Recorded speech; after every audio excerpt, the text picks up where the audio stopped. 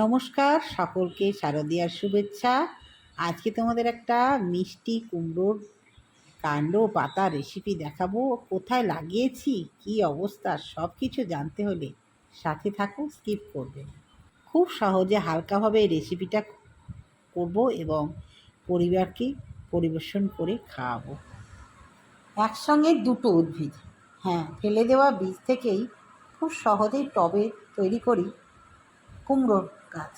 সেই কুমড়ো গাছ একটু বড় হয়ে গেলেই সেটা পেরে আবার রান্না করে খাওয়া যায়। তো আজকে তোমাদের দেখাবো, দেখো বন্ধু গাছ, এই লেবু গাছের গোড়াতেই কুমড়ো গাছটা বীজ দিয়েছিলাম, তাই হয়েছিল, বেশ বড় হয়ে গেছে, তুলে নিচ্ছি। তার সঙ্গে একটা বাগান বিলাস গাছের গোড়াতেও হয়েছে, তুলে নিচ্ছি। এইভাবেই ছোট ছোট টবে সুন্দর সুন্দর শাক চাষ করে আমরা খেতে পারি। একসঙ্গে একটা শক্তপোক্ত হাঁড়ি গাছ আছে, তার সঙ্গে আবার একটা নরম লতানো গাছ। প্রথমে গাছের কুমড়োর ডগাগুলো, পাতাগুলো সুন্দর করে কেটে পরিষ্কার করে ধুয়ে নিতে, বারবার ধুতে হবে, কারণ প্রচুর ধুলোবালি থাকে। তার সঙ্গে পটল, আলু, কুমড়ো, বেগুন, সব সবজি, নুন, হলুদ, সরিষার তেল, আর তার সঙ্গে থাকছে একটা ছোট্ট মশলা। মশলাটা অবশ্যই শিলে বাটতে হবে। সর্ষে, কাঁচা লঙ্কা আর হচ্ছে চাল মগজ বেটে রেডি করতে হবে প্রথমে। তো আমি আজকে রান্নাটা করছি ইন্ডাকশানে। দেখো, প্রথমে তেল দিয়ে দিয়েছি, সরিষার তেল দিয়ে তার মধ্যে কালো জিরে আর কাঁচা লঙ্কা ফোড়ন দিতে হবে। দিয়ে যে সবজিগুলো দেখালাম সেই সবজিগুলো দিয়ে দিতে হবে, দিয়ে ভালো করে ভাজা ভাজা করে দেবে। যেহেতু এই সবজিগুলো খুব শক্ত, তাই আগে এইগুলোকে কষিয়ে নিতে হবে। নেওয়ার পর যখন অর্ধেক হয়ে যাবে তখনই শাকটাকে দিতে হবে, মানে কুমড়োর কাণ্ড আর পাতা।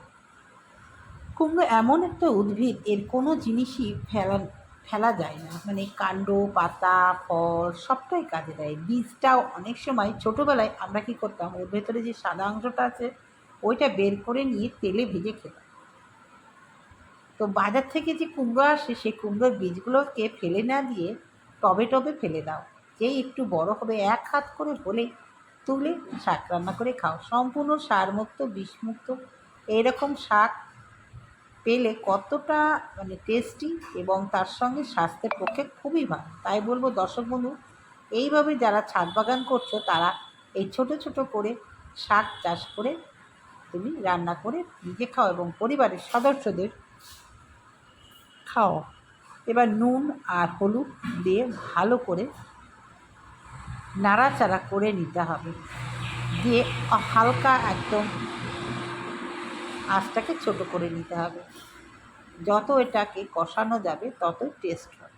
দর্শক বন্ধু, এইভাবে শাক রান্না করলে এর সঙ্গে কোনো মাছ মাংস ধারে কাছে মিশতে পারবে না, মানে এইটা দিয়েই মনে হবে সব ভাতটাই খেয়ে, এত সুন্দর টেস্টি সবজি। শরীরের পক্ষে ভীষণই ভালো, মাল্টিভিটামিন দেয়। আর ভিটামিন তো তোমরা জানো আমাদের অনেক রোগ প্রতিরোধক এবং এনার্জির কাজ করে। শাকগুলো এবার দিয়ে দিতে হবে। যেহেতু ওই ভাজাটা অর্ধেক মতন হয়ে গেছে, শাকটাকে দিয়ে দিতে হবে, দিয়ে ভালো করে নাড়াচাড়া করতে হবে। নাড়াচাড়া হয়ে এলে একটা কভার দিয়ে ঢেকে দিতে হবে, যাতে ভালো মতন সেদ্ধ হয়ে যায়। আর তার সঙ্গে আঁচটাকেও কম করতে হবে, আর যত কম হবে তত রান্নাটা ভালো হবে। অ্যাকচুয়ালি যেমন মাংস রান্না করে কষিয়ে কষিয়ে, ঠিক এটাও তাই। কষানো হয়ে গেলে মশলাটা দিয়ে দিতে হবে, সরিষা আর চাল মগজ দিয়ে অল্প একটু জল দিয়ে মিষ্টি দিয়ে এটাকে ঢেকে দিতে হবে। একদম হালকা আছে রান্না, চিনি দিয়ে নাড়াচাড়া করে বেশ কিছুক্ষণ রেখে দিয়ে ফুটলে সুন্দর করে জলটা কম আসলে তখন দিয়ে দিতে হবে। রেডি হয়ে গেল টবের কুমড়োর ডাঁটি ও শাকের রেসিপি। খুব সহজ সে এই তরকারিটা করা যায় এবং খুব ভালো লাগে, ভীষণই ভালো লাগে। তো দর্শক বন্ধু, আজকের রেসিপিটা কেমন লাগলো অবশ্যই জানাবে। নতুন বন্ধু থাকলে সাবস্ক্রাইব করে পাশে থাকবে। নতুন নতুন ভিডিও পেতে বেল আইকনটাকে প্রেস করে দেবে।